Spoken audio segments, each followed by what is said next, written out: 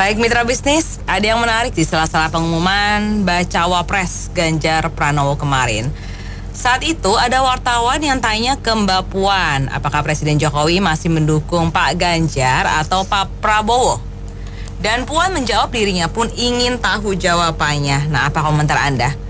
Apalagi kemarin Jokowi pun tidak hadir dalam pengumuman Bacawa Pres Ganjar ini, mitra bisnis. Di 633-9160 atau WhatsApp call di 0816-924-924. Ayo wae iki. Siapapun yang ini Pak Jokowi nggak pusing. Nah, jangan pusing lah. Yang milih siapa, ikut siapa. Siapapun. Ya, aduh ini agak sulit lah ya. Saya berharap ya semua saya yang terpilih yang terbaik lah itu. Jadi jangan kita ya inilah ya. Aduh, pusing ya. Terima kasih. Ini kadang lucu ya, wartawan tanya Mbak Puan jawab gitu aja langsung diangkat jadi isu. Ya wajar beliau jawab gitu, ya mau tanya yang jelas ya tanya Pak Jokowi lah. Tetapi hari ini kita itu diperlihatkan bahwa dinamika sebelum penentuan capres sama cawapres itu sebenarnya dinamika yang kita sendiri aja seru-seru sendiri. Lu tambah pengambat lah itu. Kenapa? Faktanya hari ini Pak Anies maju daftar. Sebelumnya kan selalu dibilang waduh ada Pak Lurah lah, Pak Jokowi intervensi lah. Tetapi kan faktanya daftar toh, ya kan? Juga faktanya hari ini juga Pak Ganjar dengan pasangannya dalam hal ini Pak Mahfud daftar. Ya kita tunggu satu lagi lah Pak Prabowo kan dalam waktu seminggu entah harinya apa. Nah yang masalah kayak Gibran gitu, itu kan hak politik Gibran kan. Apakah karena dia seorang anak presiden lantas dia nggak boleh berpolitik? Kan nggak bisa gitu. Yang penting kita lihat politiknya itu kalau dia benar-benar mengikuti pemilihan silakan aja. Dan faktanya toh Solo kalau nggak salah kepuasan masyarakat di sana 90% lebih. Tetapi saya yakin kalau Pak Jokowi mungkin beliau akan memposisikan negaranya, beliau sendiri dia sebagai negarawan. Karena beliau tahu bahwa dia itu adalah presiden, kepala negara sekaligus kepala pemerintahan. Dan saya yakin beliau itu nantinya akan menyebut inilah 3 calon presiden. Silakan kita berdemokrasi dengan baik. Yang penting saya kira beliau punya pesan hanya satu, yaitu jangan sampai ada politik yang pecah belah. Itulah yang paling penting. Politik identitas, politik uang itu jangan dipakai. Politik identitas yang parah itu kita lihat tahun 2000 berapa di Jakarta 2019, Pilpres juga begitu, lantas di Jakarta juga begitu, itu janganlah dipakai lagi.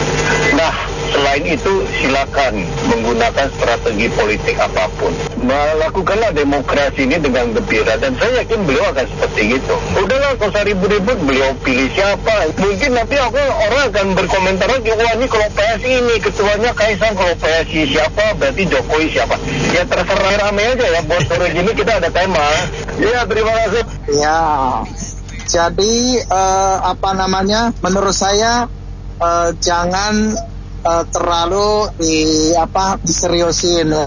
Jokowi ini memang di akhir masa jabatan tinggal lebih kurang 1 tahun ini adalah masa-masa yang paling tidak mudah. Kenapa paling tidak mudah? Karena beliau itu kan 9 tahun ini pembangunannya besar-besaran. Beliau harus menjaga komitmen kepada negara-negara investor yang sudah investasi ke sini, kepastian hukumnya bagaimana, keberlanjutan pembangunan IKN sama infrastruktur yang sudah besar-besar.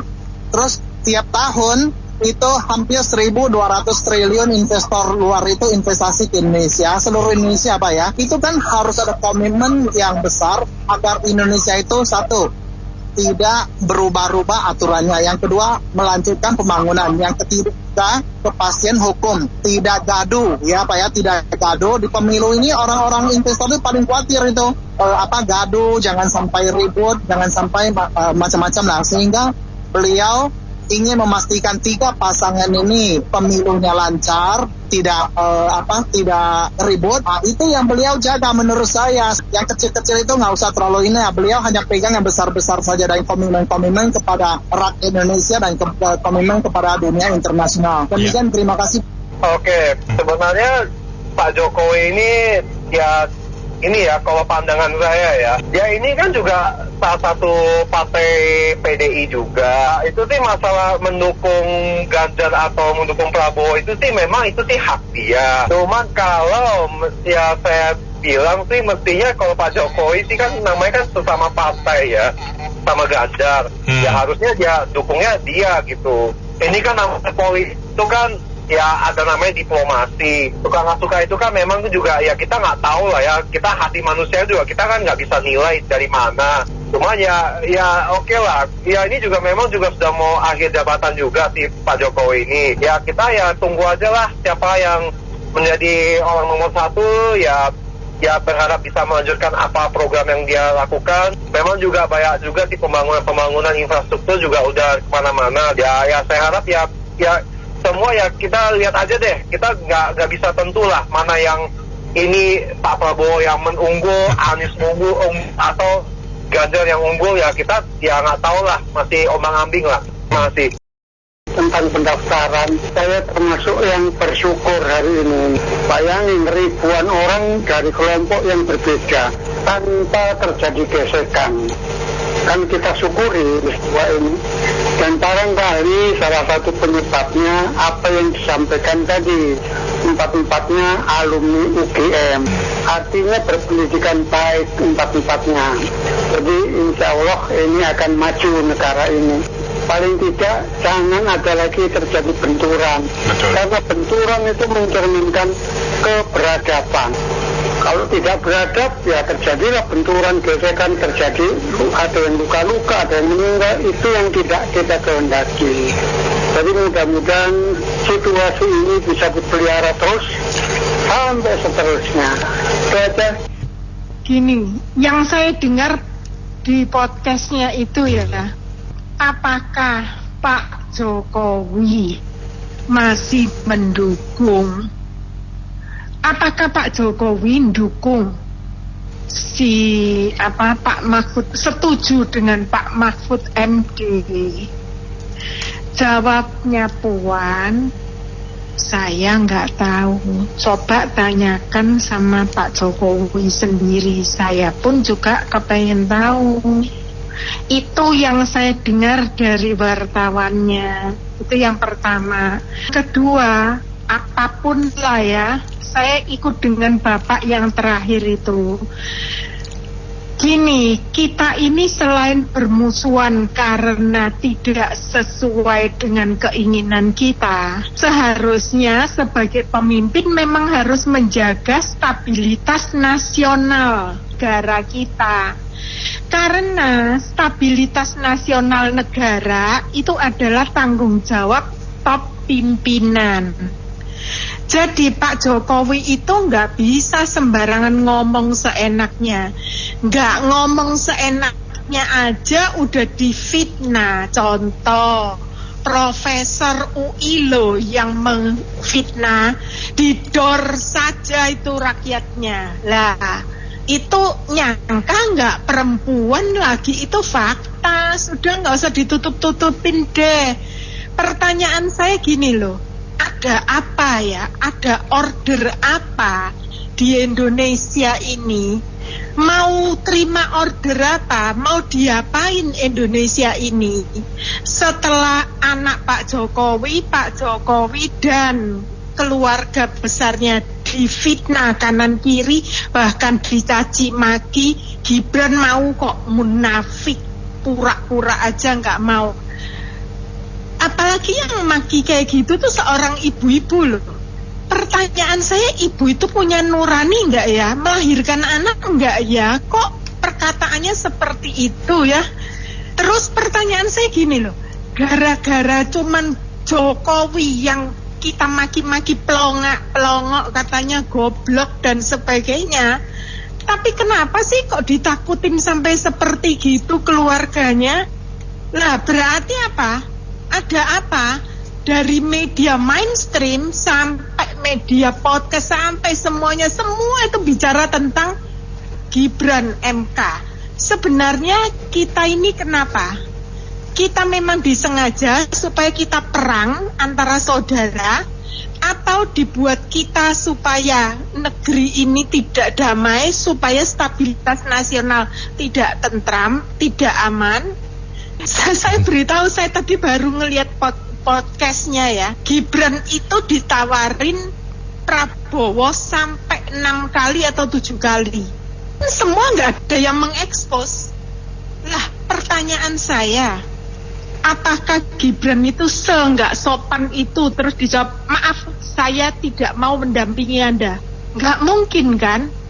Ya pasti nggak mungkin lah. Karena apa? Karena Prabowo itu temperamental. Dan kita itu juga harus menjaga perasaan orang. Apalagi Pak Prabowo itu boleh katakan selevel ayahnya. Jadi ya harus ngelesnya itu dengan halus dong. Jangan seperti itu. Kok gimana sih kita ini orang Jawa tapi modelnya kayak orang Amerika aja. Orang Amerika aja mau mundurin hutang datang ke Cina. Terus Pak Jokowi ngomong lagi, kenapa ya kok Pak Jokowi tidak hadir di pengumuman Mahfud MD? Lah Pak Jokowi udah di China, itu atas undangan pemerintah Cina, terus dituduh lagi. Sebenarnya kita ini mau perang-perangan atau gimana sih? Saya bingung. Apa kita ini mau chaos negara ini? Masih kurang tentram, masih kurang cukup kalau kita ini udah bagus ekonominya. Makasih. Ya namanya yang ditanya anak TK, ya nggak ngerti lah, ini kan penuh dengan diplomasi, kan begitu. Nah, Jokowi itu pinter supaya tidak banyak penumpang gelapnya, jadi seolah-olah dia dukung Prabowo. Sekarang rontoklah semua itu yang biasanya partai-partai korupsi itu. Sekarang yang masuk di Ganjar itu rada bersih semua. Nah itu yang harus tahu rakyat Indonesia ini. Begitu. Jadi kalau partai-partai busuk itu tetap busuk, temannya sama yang busuk. Begitu, terima kasih. Cuma mau bilang begini, kemarin tuh Ibu Mega tuh cerdik banget bisa milih Pak Mahfud untuk cawapres. Itu cerdik banget maksud saya ya. Cuman itu wartawan nanya-nanya itu kebawelan doang tuh. Nggak penting-penting nanya-nanya gitu. Pokoknya aku sih menilai Bu Mega tuh memang apa ya orangnya cerdik begitu untuk bangsa. Pak Mahmudan paling berani, paling ada nyali untuk koruptor. Begitu aja. Yang menentukan nanti yang jadi calon presiden Indonesia, bukan calonnya, yang menentukan presiden Indonesia nanti itu bukan Pak Jokowi, tapi rakyat Indonesia. Cuman kalau saya pribadi sih hanya berharap gini, nanti tahun depan baik pilpres atau pilkada itu jangan lagi ada isu-isu kebencian bahwa agama agama tuh jangan dijadikan alat gitu, jadikan alat politik. Jangan sampai nanti Indonesia pecah belah seperti Uni Soviet atau seperti Afghanistan, hanya masalah agama yang dijadikan alat politik. Itu aja terutama. Kalau saya pribadi sih, saya hanya berharap nanti yang menjadi presiden Indonesia siapapun juga bisa meneruskan apa yang Pak Jokowi sudah lakukan. Dan jangan juga lupakan, harus mempertahankan Pancasila dan Bhinneka Tunggal Ika demi keutuhan Indonesia juga dan demi kemajuan. Dan saya harap juga tuh pandai ya, baik di Indef, analis ekonomi atau siapapun juga di media massa itu yang mainstream tuh ya. Jika nanti yang kepilih Pak Ganjar, jika Pak Ganjar jadi presiden misalnya, itu janganlah dihambat seperti Pak Jokowi sekarang gitu. Bukan kritik yang membangun, itu kritik-kritik kayak Pak Faisal Basri itu kritiknya itu nggak ada datanya, hanya semacam kebencian kepada Pak Jokowi karena nggak punya jabatan menteri atau apa, saya nggak tahu ya. Itu nggak boleh begitu. Di Indonesia ada orang pintar-pintar yang seperti itu tuh, makanya Indonesia nggak bisa maju. Hanya kok yang pandai, tapi pandai berpolitik, hanya menggunakan kepandaiannya tuh untuk bikin kacau bangsa dan negara. Kalau Indonesia mau maju, coba contoh negara-negara yang udah maju, Jepang segala macam, menggunakan otaknya itu, yang pandai-pandai di sana itu bukan buat bikin kacau negara, tapi membangun bangsa dan negara. Jika ada pemimpin yang baik seperti Pak Jokowi, atau harapan saya nanti Pak Ganjar jadi presiden, didukunglah Jangan malah dikata-katain di TV tuh, baik di media mainstream atau apa saya lupa ya. Saya lihat di TV itu kata-katanya tuh gak bagus ya. Ya saya setuju dengan program sebelumnya, cuma sepertinya itu hanya wacana saja menurut saya. Karena di Indonesia ini kan, mohon maaf ya, itu politikusnya juga kelasnya kelas apa gitu ya, nggak semua, sebagian. Jadi sebaik apapun gimana juga dikomentarin yang nyinyir-nyinyir gitu. Cuma saya mau komentarin mengenai, jadi saya ingat ucapan Pak Jokowi atau Pak Basuki ya, politikus itu masuk parpol, itu parpol itu sebagai kendaraan politiknya dia gitu. Ya, jadi istilahnya parpolnya misalnya satu waktu dia bisa pindah parpol karena apabila tidak sesuai dengan visi misi dia sah-sah aja gitu loh. Dan kalau kita lihat ucapan dari Ibu Mega dulu kan pernah pas presiden Pak Jokowi jadi presiden dibilang petugas partai. Ya benar, petugas partai, tapi setelah jadi presiden itu dia punya kepentingan itu antara partai dan negara, itu sudah kepentingan negara di atas kepentingan partai gitu harusnya gitu loh. Jadi menurut saya itu sah-sah aja Pak Jokowi misalnya dia nantinya dia lebih dukung ke anaknya atau ke siapa, tidak yang sehaluan dengan parpol yang ditaungin sekarang, itu sah-sah aja sebenarnya ya. Baik, makasih. Saya memberikan sedikit wawasan ya, tanya para pendengarmu, orang-orang pemula ya, kalangan milenial.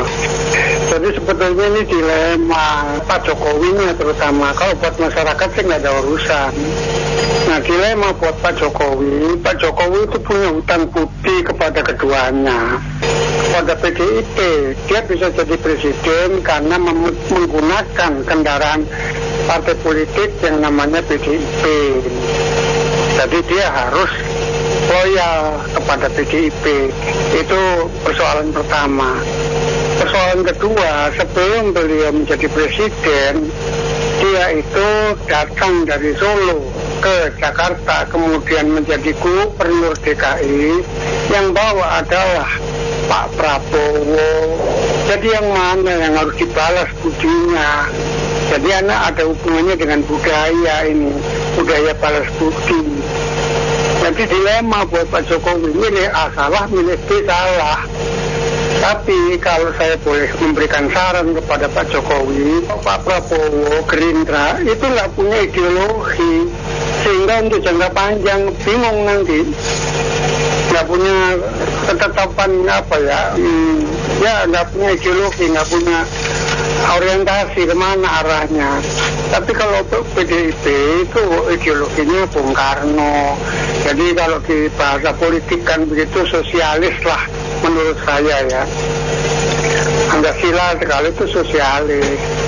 Bedakan dengan Amerika, kapitalis. China, Rusia, sosialis juga. Tapi kalau Amerika, Australia, Eropa itu kapitalis semua, kolonialis, imperialis, dan isme, liberalisme segala macam itu.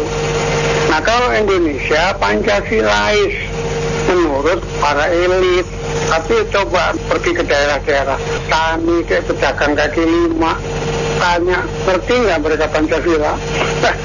Ini dilemanya itu. Jadi Indonesia ini makanya ruwet karena nggak jelas ideologinya yang mana. Elit mengatakan ideologinya Pancasila, tapi rakyat di bawah menggunakan religius. Nggak ketemu kan, sulit yang minta ampun memperbaiki, butuh waktu. Jadi tetap menurut saya ideologinya Bung Karno harus dipertahankan, dipelihara, insya Allah sampai tahun 2045. Syukur-syukur bisa lanjut. Ya, yang paling penting rakyatlah yang memilih Ganjar Mahfud. Nggak usah peduli Jokowi maupun atau enggak, EGP aja. Terima kasih. Kalau saya pribadi, pendapat saya, pandangan saya, Indonesia itu ribet masa pemilih presiden kayak dari dulu. Kita sekarang masih lama kan, di mana-mana jembatan penyeberang itu kayak kampung ada ikat semua itu bendera-bendera, berantakan semua. Para bangsa kita lebih dulu merdeka daripada Tiongkok. Indonesia mau maju kalau banyak partai pasti kacaunya. Saya tidak menjelekin si A si B, semua pasti masing-masing istilahnya dia yang paling hebat, dia paling nasionalis. Kalau mau maju Indonesia tiru aja Tiongkok satu partai, nggak ribet, hemat energi langsung kerja. Itulah pendapatan saya. Terima kasih. Ya, kalau menurut saya sih ini akan terus menjadi teka-teki sebelum nanti akhirnya Pak Jokowi ngomong sendiri ya. Tapi yang pasti sih, ya memang Pak Jokowi kemarin itu kan pergi ke Tiongkok ya. Tapi dia bisa aja tuh meresmikan Trade Expo, pameran ekspor Indonesia di BSD melalui virtual. Nah, jadi kan sebenarnya kalau mau bisa aja dong Pak Jokowi muncul di layar besar di deklarasi cawapresnya Pak Ganjar kemarin, tapi rupanya tidak. Nah, makanya masih tetap teka-teki juga gitu loh. Jadi ya kita lihat aja bagaimana ke depannya ya. Terima kasih. Iya, itulah Indonesia. Kembali lagi kita bilang, ya PDI kenapa baru sekarang sadar. Kita sebagai rakyat cuma melihat dan menonton saja. Jadi kembali lagi, ya nggak salah lah. Seorang presiden sudah selesai tugasnya, sudah nggak perlu berkecimpung lagi. Masih banyak orang pintar, jangan dilibatkan yang ecek-ecek juga diperebutkan. Kita mau sebetulnya orang-orang pintar kita ini banyak. Lihat kayak founding father kita itu, wah orangnya hebat-hebat. Tapi sekarang ini yang kayak begitu-gituan direbut-rebutkan ya. Kembali lagi, harusnya PDI dari kemarin itu, dari sebelum pemilihan 2000 sekian harusnya introspeksi. Begitu saja, terima kasih. Ingin supaya Indonesia tuh jangan rakyat-rakyatnya tuh jangan kepo deh, ya kan? Ya ngapain juga kita melihat ya ada partai-partai yang istilahnya lebih ke perusahaan, jadi ketua partainya tuh jadi kayak PT kayak gitu. Kenapa mereka bisa tenang-tenang aja ya? Karena diguyur uang sama negara. Makanya banyak partai di Indonesia lahan subur kayak gitu, digerojokin uang setiap tahunnya ya, apalagi pemilu. Warga pada seneng kayak gitu kan. Ya, makanya banyak partai-partai yang tidak bermutu, yaitu ditinggalin aja atau dilikuidasi karena bukan nasionalis untuk mempererat bangsa Indonesia. Itu satu. Terus yang kedua ya, juga Pak Jokowi jangan dikultuskan deh, ya kan. Komentar beliau baru-baru ini mengenai Israel juga sangat mengecewakan kayak gitu loh. Kenapa? Ya karena sudah jelas ya, seorang presiden yang mestinya terpilih, pintar, wawasan luas, itu harus mengerti sejarahnya Israel itu bagaimana. Ini kan nggak main kutuk-kutuk, nggak ngerti juntrungannya ya, siapa yang mulai main kata kutuk, cuma mendengarkan yang kirinya yang nggak sekolahan ya, yang nggak ngerti sejarah Israel, kan bodoh. Itu orang-orang luar negeri itu bilang tuh kacau sekali ya. Jangan ributin yang nggak penting deh ya. Kemarin soal umur lah, sekarang soal siapa yang dipilih Jokowi lah, ya penting. Jadilah bangsa yang mandiri, yang ngurusin urusan sendiri kayak gitu. Makasih. Ya, banyak ya pendengar tadi dan komentar yang lain, kemungkinan rakyat Indonesia setuju dengan yang tadi seperti saya. Dan memang kemungkinan pemilu di negara kita itu hanya sandiwara belaka kemungkinan, karena mereka semua sebetulnya berteman. Yang penting bagi di negara kita ini kan rakyatnya hidup sebagian besar makmur, penegakan hukumnya juga tidak pilih kasih lagi atau hanya tajam ke kalangan rakyat bawah tapi kemuliaan atas. Pendidikan juga kalau bisa biayanya murah, terjangkau oleh rakyat dan mutunya bagus. Lalu politiknya juga kalau bisa jujur, jangan di belakang layarnya cuman skenarioan, nggak pakai duit tapi skenarioan, sama aja curang. Atau membeli jabatan, itu juga ketahuan curang. Tapi nanti KPK kemungkinan atau yang lain tidak bisa mencari buktinya, alasan begitu. Padahal sih ada sebetulnya kalau mau dicari buktinya. Nah, di negara kita cuman sekedar seperti itu, permainan politik kotor kemungkinannya. Jadi rakyat sudah pada hafal semua dan tahu semuanya kemungkinannya. Cita-cita proklamasi itulah yang seharusnya kita raih, kemungkinan itu. Terima kasih, sama kamu. Pak Jokowi kan jauh-jauh udah ngomong waktu di Senayan kita dukung rambut putih gitu. Ya, itu seharusnya kalau memang kita disuruh rakyat disuruh milih rambut putih kan tahu dong rambut putih itu siapa. Nah itu kalau memang Pak Jokowi misalnya ya mendukung Prabowo itu lain urusan ya, kita itu hak mereka ya. Cuman ya kita kan sebagai bangsa ini harusnya ya kepala negara harusnya memang harus jelas, jangan abu-abu dan jangan bermain dua kaki gitu loh. Udah gitu ya, kita tahu sendiri lah, Pak Jokowi kan dilahirkan oleh PDIP, selain dia dalam politik ya, sampai ke keluarganya di Medan jadi apa gitu, gubernur apa gitu, wali kota di Solo. Harusnya ya kita kalau memang ada masalah di dalam tubuh PDI Perjuangan harusnya selalu kompromi, jangan tiba-tiba ya harus diundang ya tidak datang. Ya ini sih saya sebagai rakyat biasa ya, kalau saya lihat dari kacamata saya ya, semua yang namanya ini politik. Memang kita nggak bisa cerita bahwa ini dia mendukung siapa. Kita cara pikir cara bodoh ya, kita harus ikutin lah cara politik di Indonesia ini. Terima kasih. Itu pertanyaan yang bagus dan jawabannya yang sangat keren. Jadi memang sangat diplomatis, karena apa yang ditanyakan Pak Jokowi bela siapa, dukung siapa. Ya tentu jawabannya nggak tahu, tanyanya Pak Jokowi kan gitu. Dan selama ini kan udah jelas Pak Jokowi dari PDIP, nggak usah ditanya udah tahu lah mau dukung siapa-siapa. Kalau dia sebagai presiden ya benar yang tadi katakan bahwa dia berdiri di semua capres dan cawapres. Tapi saya pribadi tentu punya dukungan khusus ke si A atau si B atau si C. Bebaslah presiden ya sama kita juga. Terima kasih. Ya saya cuma mau memuji ya, Presiden Jokowi itu presiden kelas dunia, luar biasa, pintar, bijaksana. Ya, juga Megawati itu pimpinan partai yang kelas dunia. Ya, jawaban luar biasa. Dan Ganjar dengan Pak Mahfud itu luar biasa. Saya rasa kita lihat mudah-mudahan ke depan Indonesia akan semakin baik. Terima kasih. Dari dua pasang calon yang sudah mendeklarasikan diri itu kan semuanya satu keluarga dengan Pak Jokowi, bahkan satu keluarga dengan saya. Jadi wajar kalau Pak Jokowi dan saya juga bingung itu untuk memilih. Ya karena mereka berempat itu semuanya alumni Gajah Mada itu. Jadi bisa dari calon yang ada, saya yakin nanti Pak Jokowi akan milih Ganjar.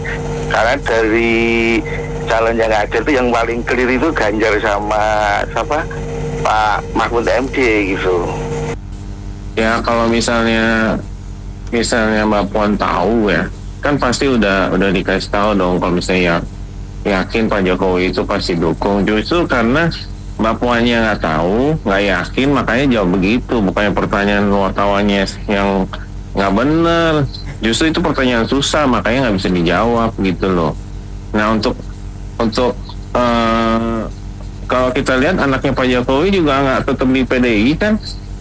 Kalau misalnya emang ada, menurut saya ya, kalau ada kedepannya karirnya bisa maju, mungkin tetap di PDI gitu loh. Itu aja sih. Oke, makasih. Menurut saya ya jelas lah, ini bisa ditebak lah. Jokowi juga pasti tahu arahnya kemana, ya. Mbak Puan juga tahu. Kalau menurut saya sih Jokowi jelas ke Pak Prabowo, ya. Karena juga PDI juga udah tahu juga kemana kiblatnya Pak Jokowi kan. Anak-anaknya juga udah nggak bisa itu juga, udah nggak nyaman juga jadi PDI gitu. Itu pendapat saya. Jawabannya adalah Pak Jokowi dukung satu yang melaksanakan hilirisasi berkelanjutan. Dua, Pak Jokowi akan dukung presiden yang melanjutkan menjaga harga beras dan harga sembako. Itu yang utama yang Pak Jokowi sampaikan kalau kita cermatin. Kalau kita bicara yang sebenarnya gitu, bukan asbun ya. Nah gitu. Jadi, kalau mau ngelebar dikit ya, itu masalah ya bukan hujatan lah. Protes-protes itu sih wajar. Saya yakin seorang Pak Jokowi juga menerima. Dan kita kalau sebagai pendukungnya juga nggak usah nangis lah. Iya. Pak Jokowi senang kok dihujat. Semakin dihujat dia semakin mekar, semakin besar. Dan dia tanamkan itu ke anak-anaknya gitu loh. Jadi Jokowi kadang sangat merindukan hujatan gitu loh. Karena dengan hujatan dia menjadi kuat. Kita juga semua begitu gitu loh. Kalau kita senang dengan pujian, itu akan tumbang ketika dicaci gitu. Saya rasa Pak Jokowi sama sependapat dengan apa yang saya lihat, apa yang saya katakan. Nah, terus juga kita harus paham politik yang dijalankan Jokowi sebenarnya udah disampaikan lewat si Kaisang anaknya. Waktu dia pidato umum pertama sebagai ketum PSI, dia bilang, "Nyuwun sewu Pak, saya mau ikut Bapak dalam bidang politik dengan landasan politik untuk kebaikan." Itu janji yang memang kita udah lihat apa yang Pak Jokowi jalankan memimpin kita, memimpin Indonesia 10 tahun ini. Coba ada nggak korupsi gitu? Ya, yang dia jalankan itu, bahkan dia melanjutkan yang dikorupsiin sama pemimpin-pemimpin sebelumnya. Ya, maaf aja nih, pemimpin pertama juga jauh dari kemajuan. Hancur kita di tahun 60-an, itu kata orang tua saya. Karena saya lahirnya sebelum di atas 65 gitu. Dilanjutkan lagi yang itu kacau, kolonismenya makin tinggi. Itu korupsinya gila-gilaan. Pak Jokowi membenahi 30 tahun. Dari 2000 awal kita berharap banyak sama partai yang biru itu, yang kelihatannya penuh karisma, ternyata hancur. Itu boleh nangis juga, tapi Pak Jokowi pelan-pelan dengan dibantu oleh tangan-tangan kanannya yang salut, salah satunya Pak Luhut, begitu mencerdaskan. Hati-hati dengan orang yang mau mengacak-ngacak kita gitu. Itu landasan-landasan politik Pak Jokowi saya lihat. Ya, jadi berpolitik demi kebaikan nyata gitu loh. Ya kalau orang asbun ya biarin aja lah. Itu aja. Terima kasih. Terima kasih banyak Pak Zuli dan semua mitra bisnis yang sudah bergabung dalam Businessman Opinion. Saya Anita Wijaya.